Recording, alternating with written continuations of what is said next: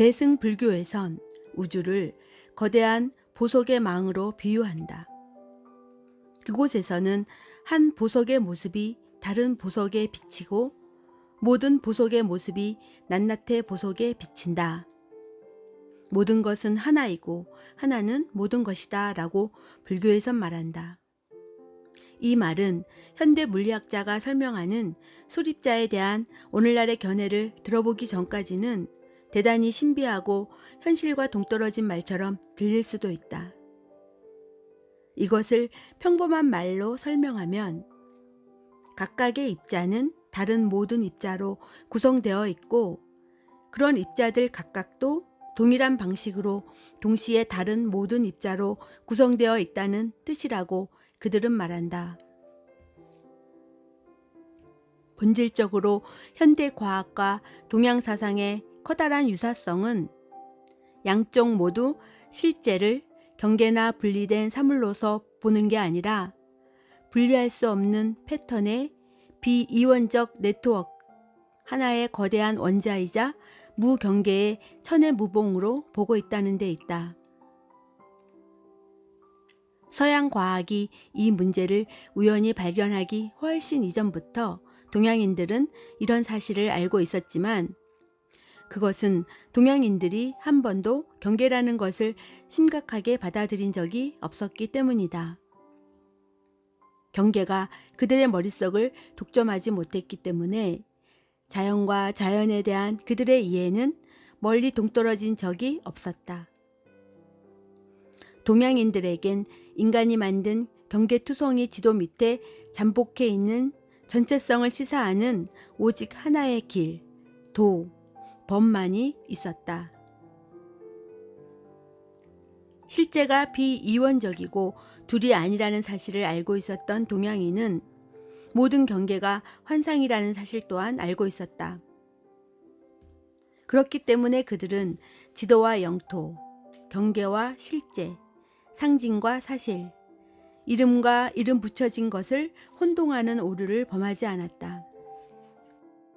대부분 수세기 전에 쓰여진 것이지만 어떤 불경을 펼쳐보아도 이와 유사한 내용을 읽게 될 것이다.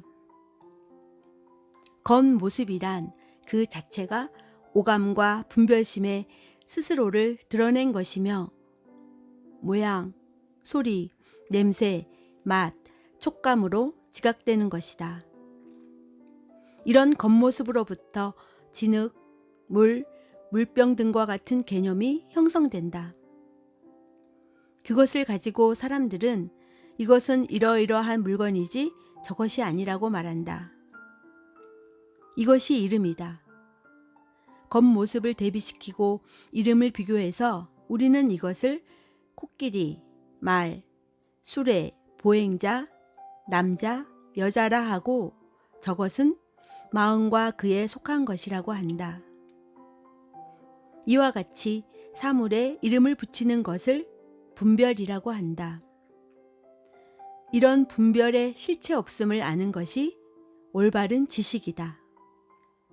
그러기에 현자는 이름과 모양을 실제와 혼동하는 일이 없다. 이름과 겉모양을 버리고 모든 분별이 사라질 때 그곳에 남는 것이 사물의 진정한 본성이다. 진여라 불리는 그 본성에 관해서는 어떤 예측도 불가능하다. 이 보편적이고 무분별적이며 불가지한 진여, 그것이 유일한 실제이다. 다른 각도에서 보면 이것은 실제란 생각의 공이자 사물의 공임을 견제하는 불교의 심오한 공의 교리이다. 텅 비었다고 말하는 것은 서구 물리학자들이 발견한 것처럼 사물이란 단지 경험이 만들어낸 추상적인 경계에 불과하기 때문이다. 또한 사고의 공이라고 하는 것은 사고가 상징적인 지도 제작이고 실제 위에 경계를 더 씌우는 과정이기 때문이다. 사물을 본다는 것은 생각하는 것이며 생각한다는 것은 머릿속에서 사물을 그려내는 것이다. 따라서 생각하기와 사물화하기는 우리가 실제를 잡기 위해 던진 경계라는 그물에 붙인 두 개의 다른 이름일 뿐이라는 것이다. 따라서 불교에서 실제는 공이라고 말하는 것은 본래 경계가 없음을 의미한다. 모든 실체가 단순히 어디론가 사라져버리고 뒤에 무라는 순수한 진공, 분별할 수 없는 이론성의 혼돈만 남게 된다는 의미가 아니다. 스즈키 선사는 공에 관해 다음과 같이 언급한다. 공은 다양성의 세계를 부정하지 않는다. 그곳에는 산이 있고 벚꽃이 만발하며 가을밤 달빛은 휘영청 밝게 빛난다. 그러나 동시에 그것들은 개별적 존재 이상의 것이다. 그것들은 우리에게 더욱 깊은 의미를 불러일으킨다. 그것들은 자신이 아닌 것과의 관계 속에서 이해된다. 세계를 경계의 공으로 볼 경우에 모든 사물과 사건이 모든 대립과 마찬가지로 상호 의존적이며 상호 침투하는 것으로 보인다는 점이 핵심이다. 즐거움은 고통과 관련되어 있고 선은 악과 삶은 죽음과 관련되어 있는 것과 마찬가지로 모든 것은 그것이 아닌 것들과 관련되어 있다. 우리들 대부분은 이런 사실을 파악하기 어렵다. 우리는 여전히 아담의 원죄라는 주문에 걸려 있어서 경계를 마치 삶 자체인 것처럼 붙잡고 있기 때문이다. 그러나 실제가 무경계라고 하는 통찰의 진수는 너무나 단순한 것이다. 그것을 파악하는 것이 그토록 어려운 이유는 바로 그 단순성 때문이다. 예컨대 시야를 예로 들어보자. 자연의 풍경을 쭉 훑어볼 경우 눈은 홀로 분리된 단일한 사물을 보는 것일까?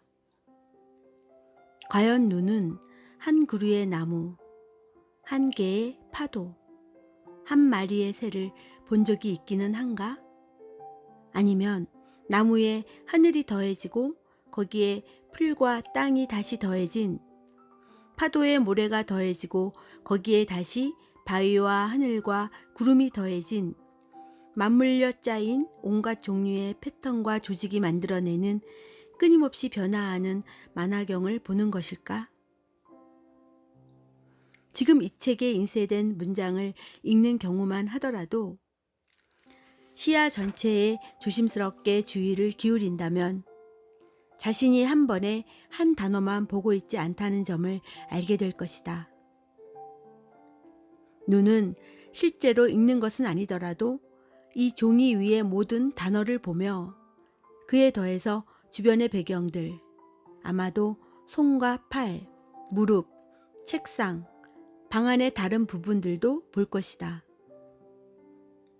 따라서 당신의 즉각적이고 구체적인 자각 속에는 어떤 분리된 사물도 경계도 없다.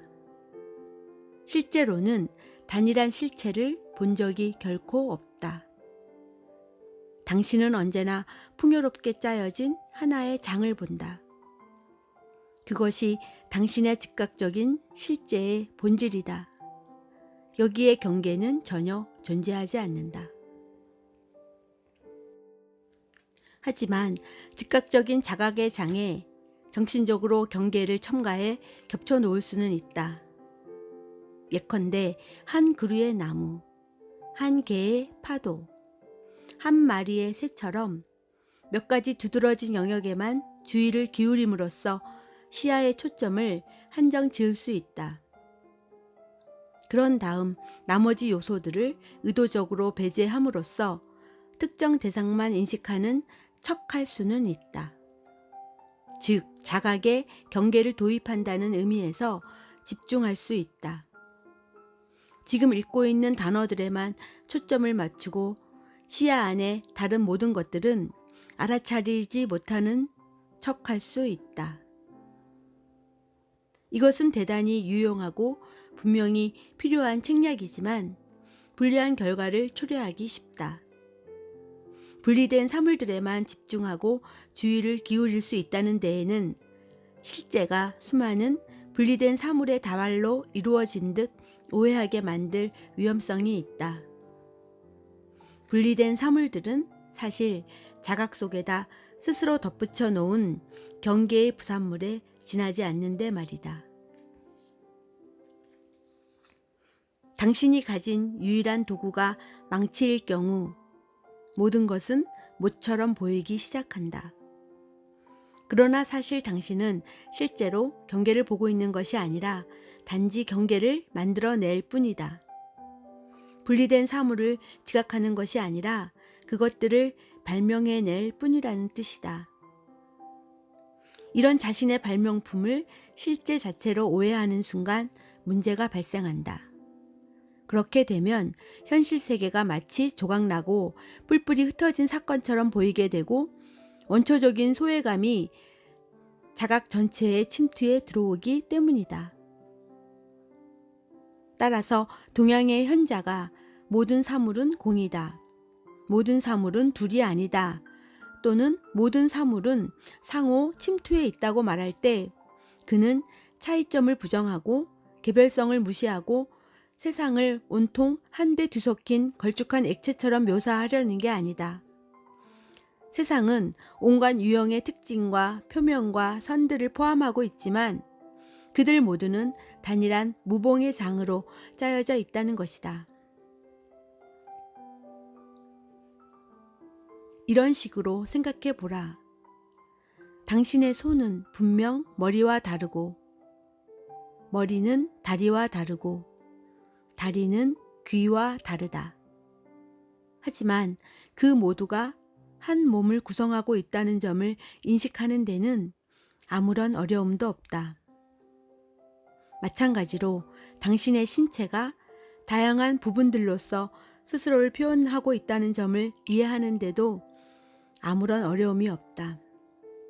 즉, 하나가 모두이고 모두가 하나라는 것이다. 이처럼 실제가 무경계라는 사실이 드러날 때 곧 모든 갈등이 환상이라는 사실도 밝혀진다. 이런 궁극적인 지혜를 열반, 해탈, 해방, 깨달음이라고 부르며 이 이해가 곧 양극으로부터의 해방, 분리라는 마법으로부터의 해방, 내 안의 거짓 정체성이라는 사슬로부터의 해방이다. 이 점을 이해했다면 이제 우리는 통상 합일의식이라고 불리는 무경계 자각을 탐구할 준비가 된 셈이다. 합일의식이란 진정한 실제에는 경계가 없다는 단순한 자각이다. 합일의식이란 바로 그것을 깨닫는 자연스러운 자각 상태이다. 한마디로 합일의식이 곧 무경계 자각이다. 무경계 자각은 직접적이고 즉각적이고 비언어적인 자각이지 철학적 이론은 아니라는 점만 잊지 않는다면 실제는 무경계이다 라는 말은 충분히 진실이다. 신비가와 현자들이 실제는 이름과 형상, 언어와 사고, 구분과 경계 너머에 놓여 있다고 강조하는 것은 그 때문이다. 진여로서의 진정한 세계, 공, 법계, 도, 브라만, 지고의 신은 모든 경계 너머에 놓여 있다. 뿐만 아니라 진여의 세계에는 선도 없고 악도 없으며 성자도 죄인도 탄생도 죽음도 없다. 왜냐하면 이 세계에는 그 어떤 경계도 없기 때문이다.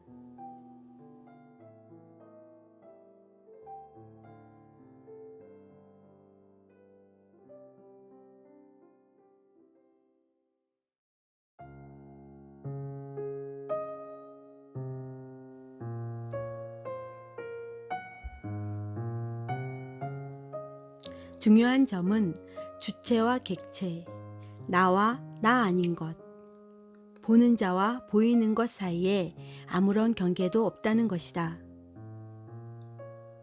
이 점은 아주 중요한 것이다.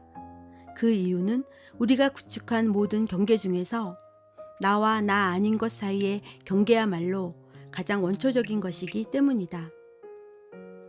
나와 나 아닌 것 사이의 경계야말로 우리가 지워버리기를 가장 꺼리는 경계이며 우리가 최초로 그은 경계이다. 그것은 우리가 가장 소중히 여기는 경계이다. 우리는 그 경계를 강화하고 방어하여 안정되고 안전한 것으로 만드는데 오랜 세월을 투자해왔다.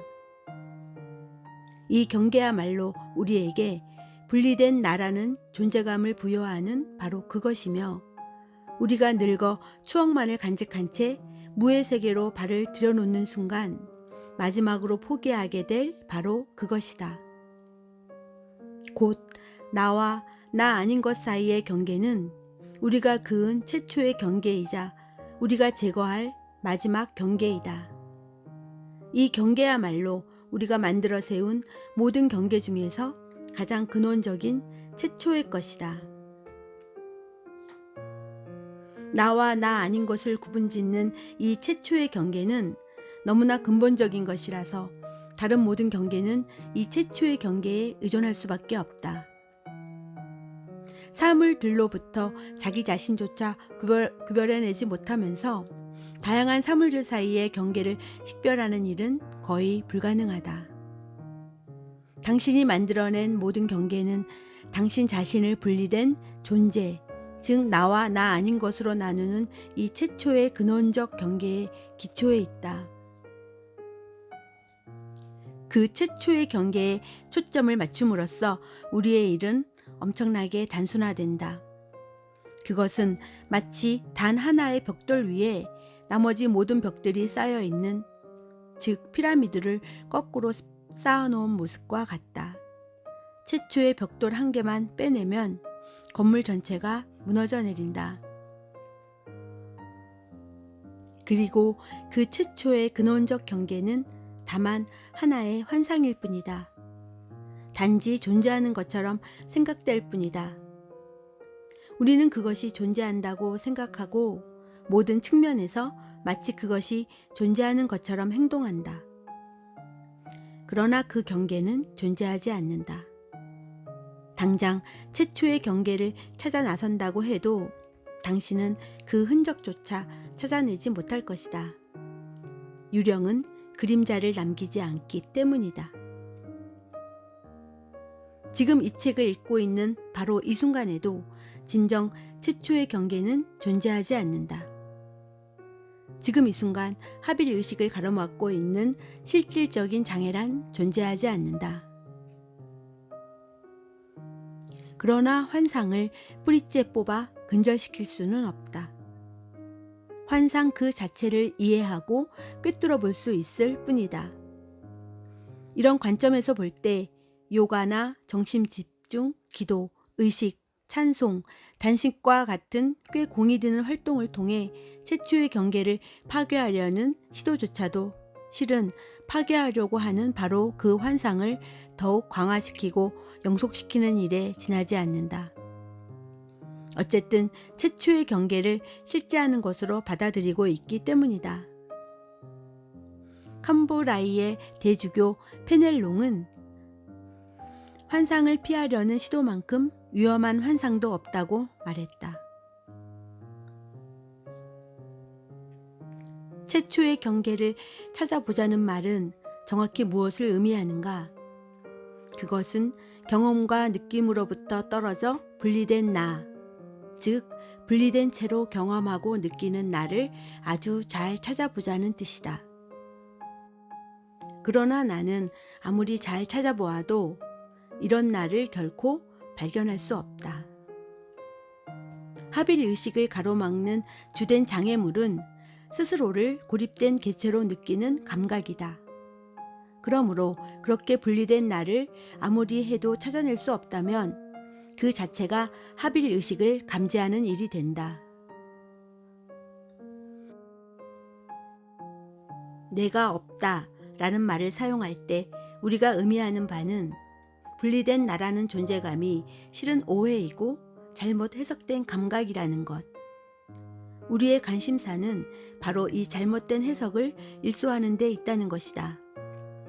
우리 모두는 경험의 흐름에서 떨어져 나온 나, 주변 세계로부터 분리되고 고립된 나라는 존재감을 내면 깊은 곳에 간직하고 있다. 우리 모두는 그 나라는 느낌과 외부 세계에 대한 느낌을 다르게 여긴다. 그러나 나라는 느낌과 저 밖에 있는 세계의 느낌을 주의 깊게 살펴보면 이 두 감각이 실제로는 하나이자 동일한 느낌이라는 사실을 알게 된다. 다시 말해, 내가 지금 밖에 있는 객관적 세계라고 느끼는 그것과 내면의 주관적 나라고 느끼는 그것이 동일하다는 말이다. 즉, 경험하는 자와 경험된 세계 사이에 분리는 존재하지 않는다. 그렇기 때문에 우리는 그것들을 따로 찾아낼 수가 없다. 우리는 경계를 믿는데 너무나 익숙해 있기 때문에 처음에는 이 말이 아주 이상하게 들릴지도 모른다. 자신은 소리를 듣는 자이고 감각을 느끼는 자이며 풍경을 보는 자라는 생각이 너무나 당연하게 여겨진다.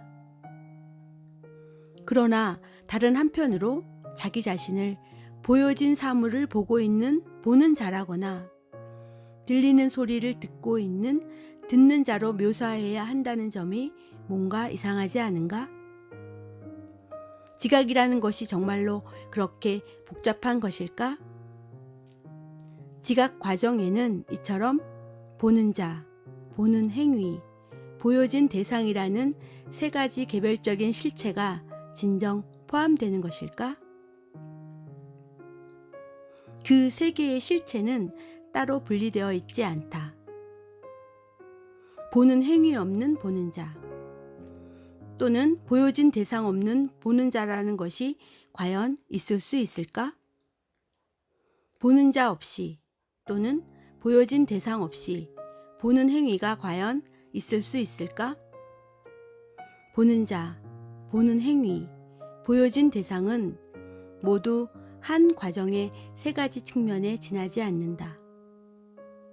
언제 어느 때든 다른 둘 없이 하나만 존재하는 일은 결코 일어나지 않는다. 나머지가 없으면 그중 어떤 것도 발견될 수 없다. 문제는 우리가 단일한 작용인 본다는 경험에 대하여 보는 자, 보는 행위, 보여진 대상이라는 세 개의 단어를 갖고 있다는 데 있다.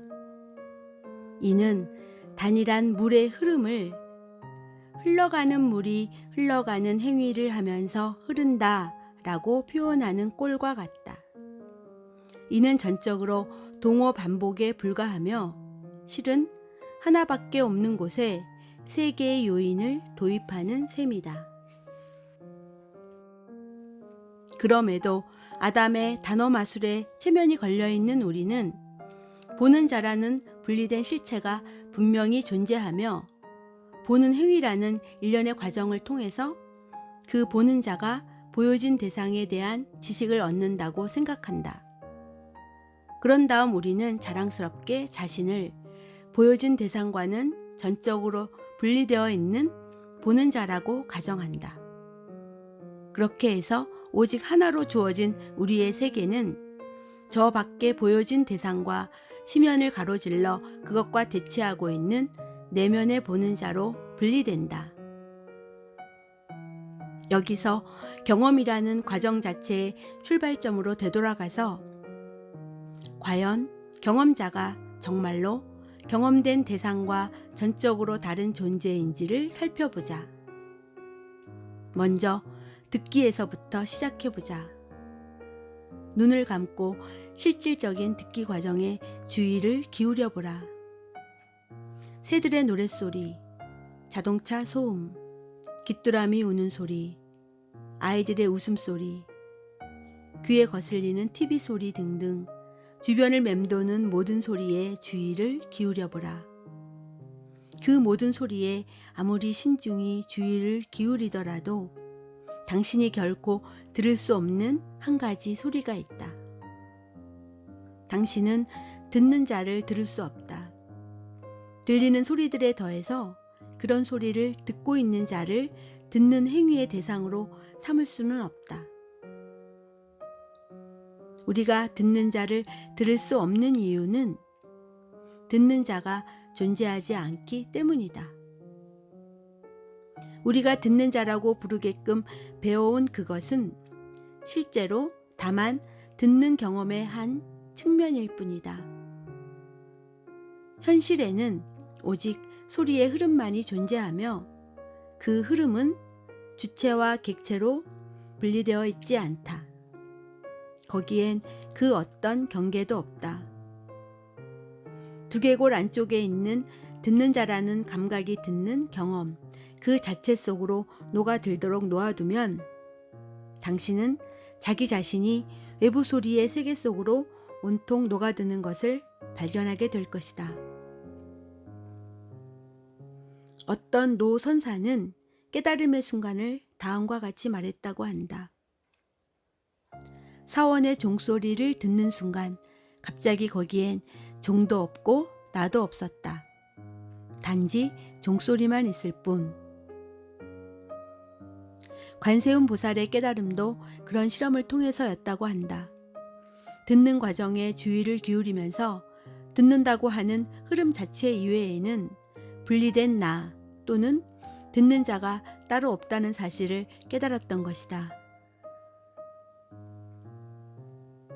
주관적인 듣는 자를 들어보려고 아무리 애써도 들리는 것은 객관적인 소리들 뿐이다.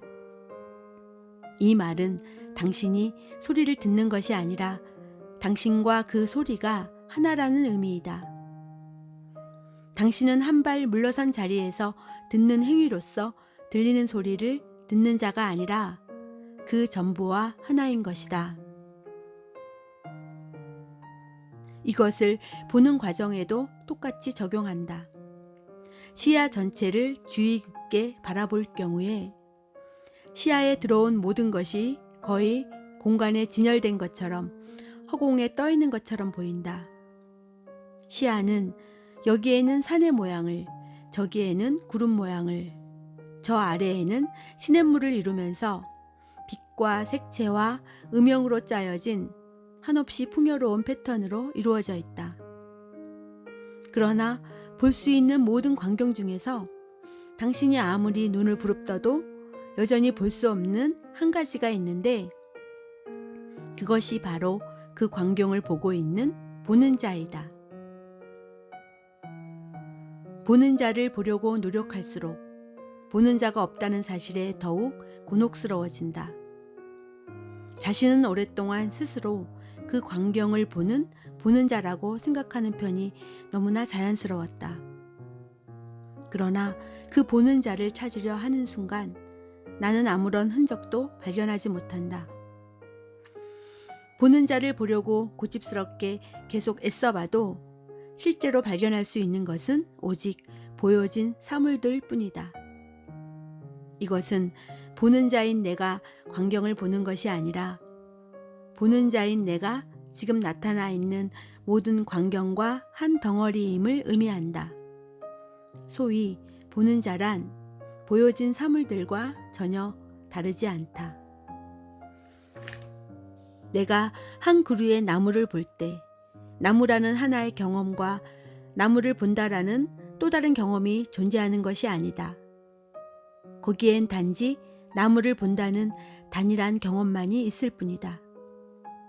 내가 냄새 맡는 행위에 냄새를 맡거나 맛보는 행위의 맛을 보지 않는 것과 똑같이 나는 보는 행위를 보지 않는다. 경험과 동떨어져 있는 나 자신을 찾으려 할 때마다 그것이 마치 경험 속으로 사라져 버리는 듯 보인다. 경험하는 자를 찾으려 해도 우리는 늘 또 다른 경험만을 발견하게 되며 주체와 객체는 언제나 하나의 존재라는 사실만이 폭로된다.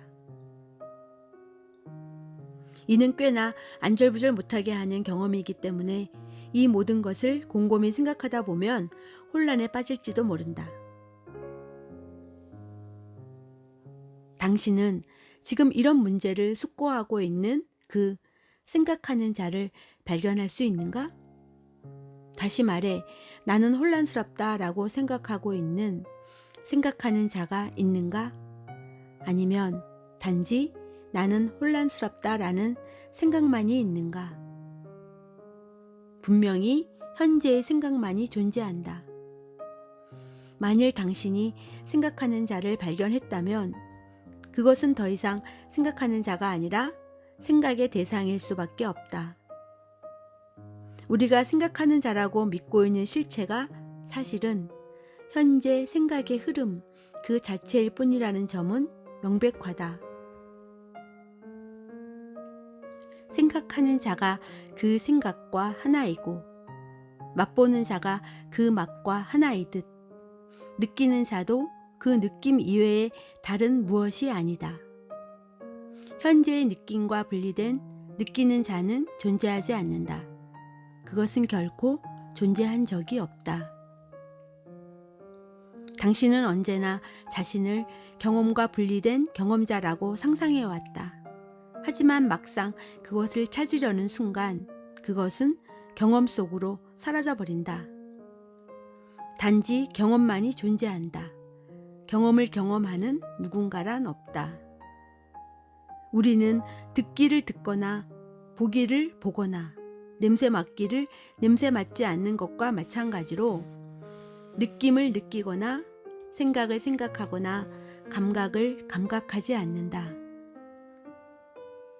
나는 기분이 좋다라는 말은 현재 기분이 좋다는 의미이다.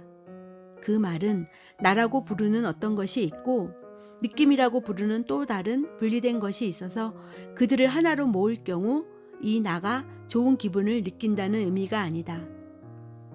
현재의 느낌 이외엔 어떤 느낌도 없다. 그때 당시 어떤 느낌이 현존하든 그것이 곧 나이다. 현재 느낌과 동떨어진 나를 찾아낸 사람, 나와 동떨어진 어떤 느낌을 찾아낸 사람은 세상에 없다. 결국 이 말은 단지 그 둘이 똑같다는 사실만을 알려줄 뿐이다.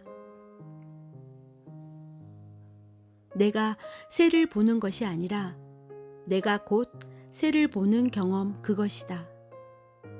내가 책상을 만지는 것이 아니라 내가 곧 책상을 만지는 경험 그것이다. 내가 천둥 소리를 듣는 것이 아니라 내가 곧 천둥 소리를 듣는 경험 그것이다. 나라고 부르는 내적 감각과 세계라 부르는 외적 감각은 하나의 동일한 감각이다. 내적 주체와 외적 객체는 하나의 느낌에 대한 두 개의 이름일 뿐이다. 이런 사실은 느껴야 할 어떤 것이 아니라 느낄 수 있는 유일한 것이다. 이 말은 당신이 깨닫고 있든 아니든 지금 이 순간의 의식 상태가 곧 합일의식이라는 의미이다. 지금 이 순간 당신은 이미 우주이며 이미 현재 경험의 총체이다. 당신의 현재 상태는 언제나 합일의식이다. 합일의식의 주된 장애물로 보이는 분리된 나는 환상에 지나지 않는다. 그것은 애당초 존재하지 않기 때문에 그것을 없애려고 애쓸 필요조차 없다. 그것을 찾아내려 한다 해도 결코 찾아내지 못할 것이다. 찾아내지 못한다는 사실 자체가 합일의식에 대한 확인이다. 바꿔 말하면 나를 찾더라도 발견할 수 없을 때 당신은 일시적으로나마 진정한 실제인 합일의식을 자각한 것이다. 지금까지 말한 것들이 처음엔 괴이하게 들리겠지만 분리된 나란 없다는 통찰이야말로 모든 시대의 신비가와 현자들이 단언해온 것이며 영혼의 철학의 핵심이기도 하다. 이런 이해는 실로 모든 고통으로부터의 해방을 가능케 해준다. 궁극적으로 표현하자면 내가 곧 우주임을 깨달을 때 내게 고통을 줄 수 있는 외부 대상은 존재하지 않는다는 말이다.